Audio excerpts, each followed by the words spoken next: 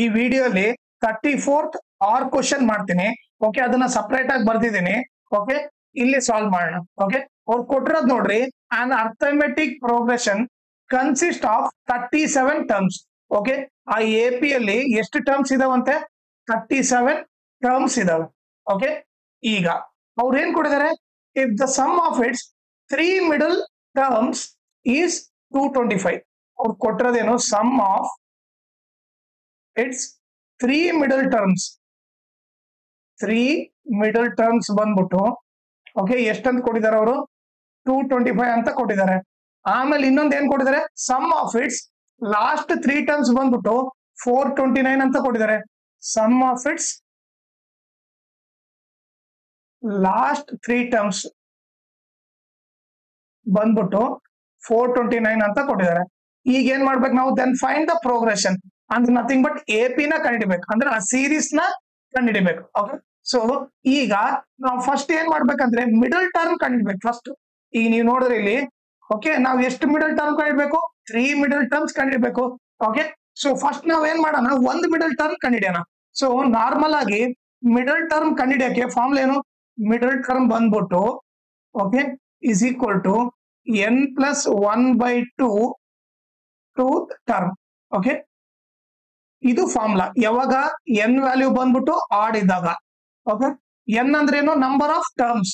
ಇಲ್ಲಿ ನೀವು ನೋಡಿದ್ರೆ ಎಷ್ಟು ಟರ್ಮ್ಸ್ ಇದಾವೆ? 37 ಟರ್ಮ್ಸ್ ಇದಾವೆ. ಓಕೆ, 37 ಅಂದ್ರೆ nothing but add. Okay, so add terms ಇದಾವೆ ಅಂದ್ರೆ ಈ ಫಾರ್ಮುಲಾ ಅಪ್ಲೈ ಮಾಡ್ಬೋದು. ಇಲ್ಲಿ n ವ್ಯಾಲ್ಯೂ ಏನಾಯ್ತು? 37 ಟರ್ಮ್ಸ್ ಕೊಟ್ಟಿದ್ದಾರೆ ಅಂದ್ರೆ n ವ್ಯಾಲ್ಯೂ 37 ಅಂತ ಗೊತ್ತಾಯ್ತು. ಓಕೆ, ಈಗ ಫಸ್ಟ್ ಒಂದು ಮಿಡಲ್ ಟರ್ಮ್ ಕಂಡಿಡಿಯೋಣ. n ವ್ಯಾಲ್ಯೂ ಏನು? 37 plus 1 divided by 2 tooth term. Okay, ಈಗ ಇಸ್ ಈಕ್ವಲ್ ಟು ಏನಾಗುತ್ತೆ? ನೆಕ್ಸ್ಟ್ 37 ಪ್ಲಸ್ 1 38/2 ಟೂತ್ ಟರ್ಮ್ ಆಗುತ್ತೆ.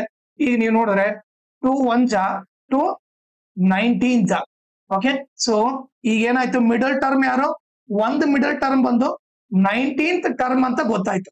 ಓಕೆ, ಸೊ ಈಗ ನಮಗೆ ಏನ್ ಗೊತ್ತಾಯ್ತು ಅಂತಂದ್ರೆ ಒಂದು ಬಂದ್ಬಿಟ್ಟು ಓಕೆ, ಈಗ ನೀವು ನೋಡಿದ್ರೆ ಟೋಟಲ್ 37 ಟರ್ಮ್ಸ್ ಇದಾವೆ. ಓಕೆ, ಅದರಲ್ಲಿ ಮಿಡಲ್ ಟರ್ಮ್ ಏನಂತ ಗೊತ್ತಾಯ್ತು ನನಗೆ? 19th term. ಇದು ಬಂದು ಒಂದು ಮಿಡಲ್ ಟರ್ಮ್. ಅವ್ರು ಕೇಳಿದ್ 3 ತಾನೆ. ಸೊ ನೀವೇನ್ ಮಾಡ್ರಿ? ಈಗ A19 ಇದೆ ತಾನೆ, ಇದ್ರ ಪಕ್ಕಕ್ಕೆ ಲೆಫ್ಟ್ ಸೈಡ್ ಇರೋದು ಏನಿರುತ್ತೆ? A18 ಇರುತ್ತೆ. ರೈಟ್ ಸೈಡ್ ಇರೋದು ಏನಿರುತ್ತೆ? A20 ಇರುತ್ತೆ. ಸೊ ಇವ್ರು ಮೂವರು ಬಂದು ಮಿಡಲ್ ಟರ್ಮ್ಸ್ ಆಗ್ತಾರೆ. 3 ಮಿಡಲ್ ಟರ್ಮ್ಸ್ ಯಾರು ಆಗ್ತಾರೆ ಇವಾಗ? A18 A19 A20 ಆಗುತ್ತೆ. ಸೊ ಇವಾಗ ನಮ್ಗೆ ಏನ್ ಗೊತ್ತಾಯ್ತು? ಮಿಡಲ್ ಟರ್ಮ್ ಯಾರ್ಯಾರು? A18 A19 A20 ಅಂತ ಗೊತ್ತಾಯ್ತು. ಓಕೆ, ಸೊ ನಾನೇನ್ ಮಾಡ್ಬಿಡ್ತೀನಿ? ಇದನ್ನ ಎರೇಸ್ ಮಾಡ್ಬಿಡ್ತೀನಿ ಇವಾಗ.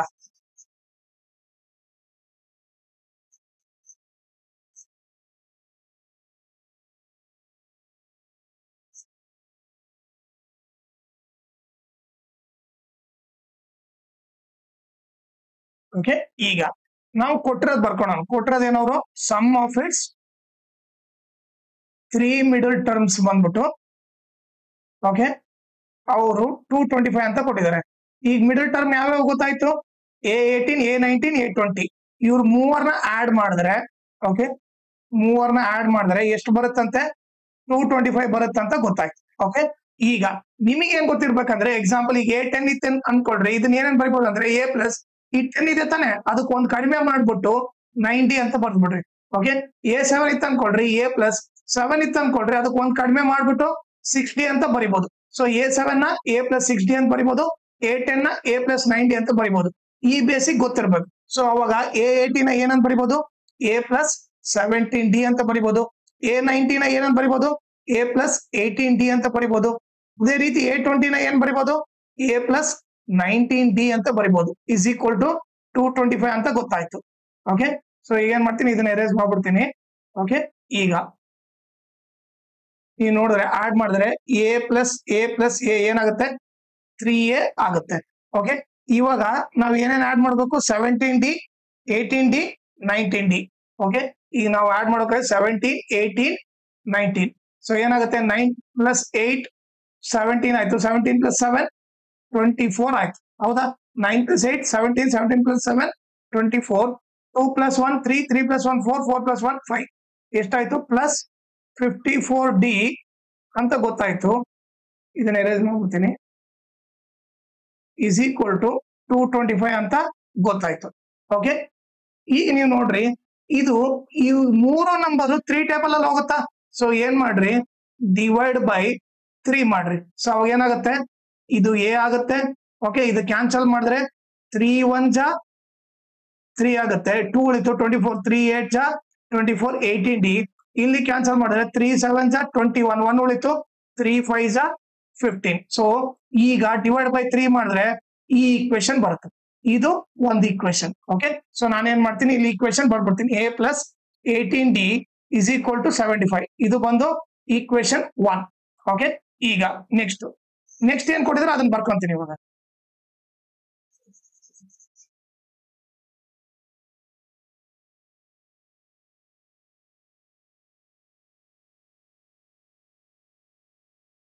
ಓಕೆ, ನೆಕ್ಸ್ಟ್ ಏನ್ ಕೊಟ್ಟಿದ್ರು, sum of its last 3 terms ಕೊಟ್ಟಿದ್ರು. Sum of its last 3 terms ಕೊಟ್ಟಿದ್ರು. ಓಕೆ, ಸೊ ಅದನ್ನ ಎಷ್ಟಂತ ಕೊಟ್ಟಿದ್ದಾರೆ ಅವರು, 429 ಅಂತ ಕೊಟ್ಟಿದ್ದಾರೆ. ಓಕೆ, ಈಗ ಲಾಸ್ಟ್ 3 ಟರ್ಮ್ಸ್ ಏನಾಗ್ತವೆ, ಇದು ಫಸ್ಟ್ ಟರ್ಮ್, ಲಾಸ್ಟ್ ಟರ್ಮ್ ಏನಿದೆ A37, ಯಾಕಂದ್ರೆ ಇರೋದೇ 37 ಟರ್ಮ್.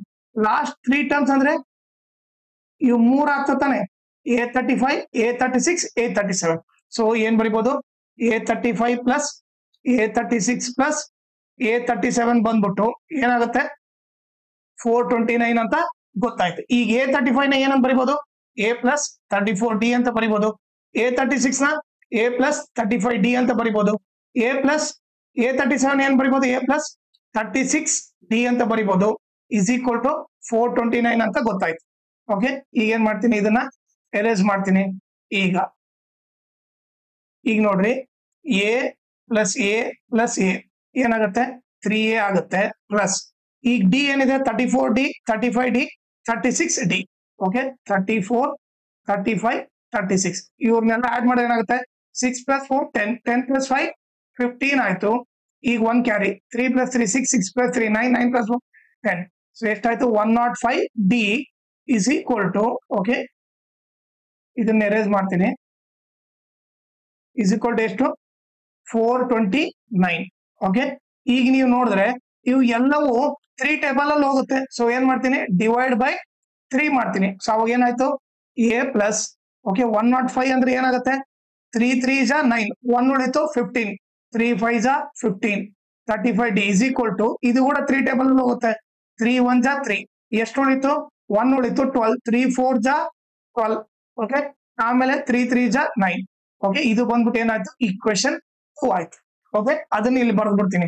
ಈಕ್ವೇಶನ್ 2 ಏನು, A plus 35D is equal to 143 ಅಂತ ಗೊತ್ತಾಯ್ತು. ಇದು ಈಕ್ವೇಶನ್ 2.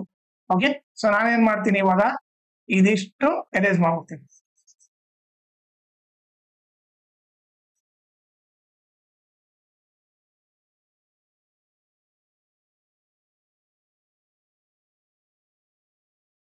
ಓಕೆ, ಈಗ ನಮಗೆ 2 ಈಕ್ವೇಶನ್ ಬಂದು ತಾನೆ.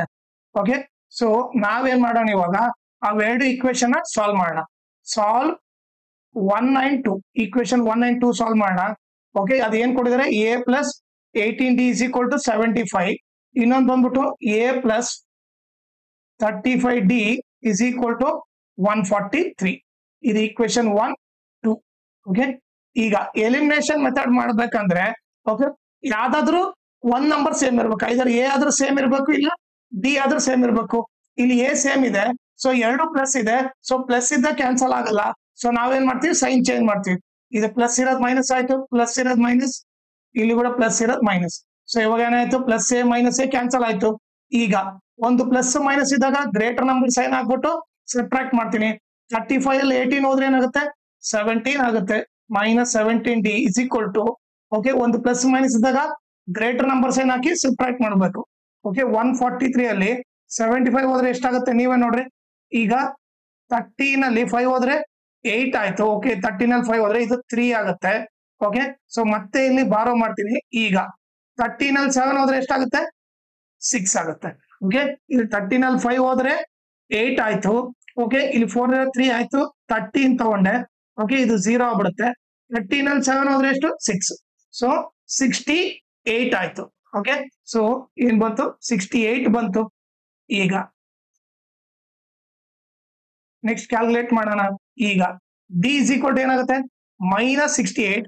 ಓಕೆ ಇದು ಇಂಟು ಇರೋದು ಈ ಕಡೆ ಬಂದ್ರೆ ಏನಾಯ್ತು ಡಿವೈಡೆಡ್ ಬೈ -17 ಆಯ್ತು. ಮೈನಸ್ ಮೈನಸ್ ಕ್ಯಾನ್ಸಲ್ ಆಯ್ತು. ಈಗ 17 1 ಜಾ 17 4 ಜಾ ಓಕೆ 17 4 ಜಾ 68 ಅಂತ ಗೊತ್ತು. ಸೊ ಡಿ ವ್ಯಾಲ್ಯೂ ಏನಂತ ಗೊತ್ತಾಯ್ತು 4 ಅಂತ ಗೊತ್ತಾಯ್ತು. ಸೊ ಈಗ ನಮಗೆ ಡಿ ವ್ಯಾಲ್ಯೂ ಗೊತ್ತಾಗ್ಬಿಡ್ತು. ಓಕೆ ಡಿ ವ್ಯಾಲ್ಯೂ ಎಷ್ಟು 4 ಅಂತ ಗೊತ್ತಾಯ್ತು. ನೆಕ್ಸ್ಟ್ ಈಗ ಏನ್ ಮಾಡೋಣ, ಈ D4 ನ ಈಕ್ವೇಶನ್ 1 ಅಲ್ಲಿ ಸಬ್ಸ್ಟಿಟ್ಯೂಟ್ ಮಾಡೋಣ. ಪುಟ್ D is equal to 4 in equation 1.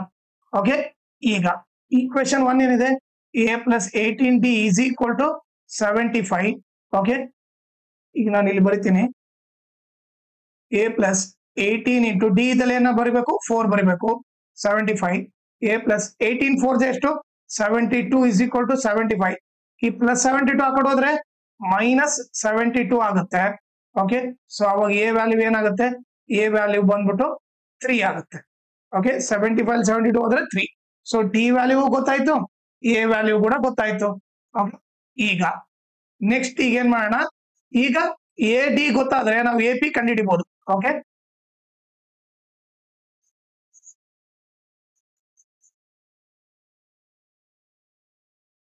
ಈಗ ನಾವು ಎ ಪಿ ನ ಹೆಂಗ್ ಕಂಡಿಡ್ತೀವಿ, A P is given by ಹಾಗೆ A P is given by A plus D A plus 2D A plus 3D dash ಈ ತರ ಇರುತ್ತೆ. ಈಗ ಎ ವ್ಯಾಲ್ಯೂ ಏನಿದೆ 3 ಪ್ಲಸ್ ಡಿ ವ್ಯಾಲ್ಯೂ ಏನಿದೆ 4 ಇದೆ ಕಮ 3 plus 2 into D ಇದ್ದಲ್ಲೇನು 4 comma A ಇದ್ದಲ್ಲಿ 3 ಡಿ ಇದ್ದಲ್ಲೇನು 4. ಓಕೆ ಈಗ ನೀವು ನೋಡಿದ್ರೆ 3 ಪ್ಲಸ್ 4 7 2 4 ಜಾ 8 8 ಪ್ಲಸ್ 3 ಎಷ್ಟು 11 ಮತ್ತೆ 3 4 ಜಾ 12 12 ಪ್ಲಸ್ 3 15. ಸೊ ಪ್ರೋಗ್ರೆಷನ್ ಬಂದ್ಬಿಟ್ಟು ಏನು 3 7 11 15. ಓಕೆ ಇದು ಬಂದ್ಬಿಟ್ಟು ಎ ಪಿ. ಈ ತರ ಸಾಲ್ವ್ ಮಾಡ್ಬೇಕು. ಓಕೆನಾ. ಆಮೇಲೆ ಇದ್ರ ಜೊತೆಗೆ ಇನ್ನೊಂದು ಇಂಪಾರ್ಟೆಂಟ್ ಥಿಂಗ್ ಏನಂದ್ರೆ, ಈ ವಿಡಿಯೋ ಡಿಸ್ಕ್ರಿಪ್ಷನ್ ಅಲ್ಲಿ ನಾನು ನನ್ನ Instagram channel link, Telegram channel link, ಆಮೇಲೆ maths model question paper set 1 set 2 ಎರಡೂ ಕೊಟ್ಟಿದ್ದಾರೆ. ಅವು ಎರಡನ್ನ ಸಾಲ್ವ್ ಮಾಡ್ಬಿಟ್ಟು ಅದ್ರ ಪ್ಲೇ ಲಿಸ್ಟ್ ಲಿಂಕು ಈ ವಿಡಿಯೋ ಡಿಸ್ಕ್ರಿಪ್ಷನ್ ಅಲ್ಲಿ ಹಾಕಿರ್ತೀನಿ, ಅದನ್ನ ನೀವು ರೆಫರ್ ಮಾಡಿ. ಆಮೇಲೆ ನೀವು ಇನ್ಸ್ಟಾಗ್ರಾಮ್ ಮತ್ತೆ ಟೆಲಿಗ್ರಾಮ್ ಚಾನಲ್ ಫಾಲೋ ಮಾಡೋದ್ರಿಂದ ಅಡ್ವಾಂಟೇಜ್ ಏನಂದ್ರೆ, ನಿಮ್ಗೆ ಏನಾದ್ರೂ ಡೌಟ್ ಇದ್ರೆ ನೀವು ಪರ್ಸನಲ್ ಆಗಿ ಮೆಸೇಜ್ ಮಾಡ್ಬಿಟ್ಟು ನಿಮ್ ಡೌಟ್ ನ ಕ್ಲಾರಿಫೈ ಮಾಡ್ಕೋಬಹುದು. ಆಮೇಲೆ ಏನಾದ್ರೂ ಅಪ್ಡೇಟ್ ಇದ್ರೆ ಲೈಕ್ ಕ್ವಶನ್ ಪೇಪರ್ ಸಾಲ್ವ್ ಮಾಡೋದು ಇಲ್ಲ ನೋಟ್ಸ್ ಬಿಟ್ರೆ ಅಪ್ಡೇಟ್ ಇದ್ರೆ ಇಮಿಡಿಯೇಟ್ ಆಗಿ ಗೊತ್ತಾಗುತ್ತೆ. ಸೊ ಅದಕ್ಕೋಸ್ಕರ ಇನ್ಸ್ಟಾಗ್ರಾಮ್ ಮತ್ತೆ ಟೆಲಿಗ್ರಾಮ್ ಚಾನಲ್ ಫಾಲೋ ಮಾಡಿ.